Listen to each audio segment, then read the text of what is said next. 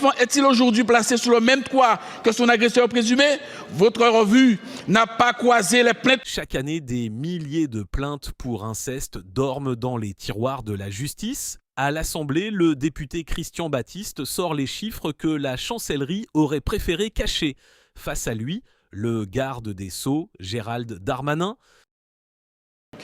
Le résultat de votre revue est un aveu. Non pas 70 000 plaintes, mais 85 000.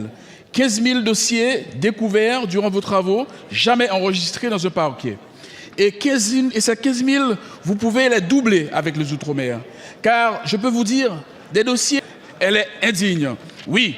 Ensuite, vous avez retenu 3 critères pour prioriser un dossier. Un auteur identifié, des antécédents judiciaires, une victime encore mineure.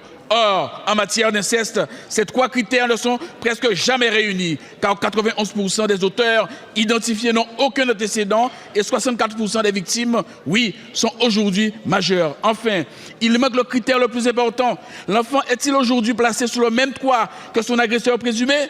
Votre revue n'a pas croisé les plaintes pénales avec les procédures civiles en cours devant le juge aux affaires familiales et le juge des enfants. Elle ne voit donc pas les enfants qu'une décision de justice a confiée à celui qu'il désigne comme leur bourreau. Alors, monsieur le ministre, vous engagez-vous à suivre les recommandations de notre rapport en ouvrant sans délai la Commission nationale de révision des dossiers d'inceste, sans oublier de croiser systématiquement les plaintes recensées avec les décisions de placement et les procédures familiales en cours, afin qu'aucun enfant ne reste... Contrairement à ce que vous avez dit, monsieur le député, monsieur le rapporteur, il n'y a eu aucun critère. Le critère, c'était toutes les plaintes déposées contre des personnes qui étaient mineures au moment des faits. Aucun autre critère. Donc il n'y a pas, évidemment, des victimes d'inceste qui ont été mis de côté, puisque 70% des viols généraux font que la quasi-intégralité, 85, 90, 80, vous êtes opposés, pour une partie d'entre vous, à cette disposition.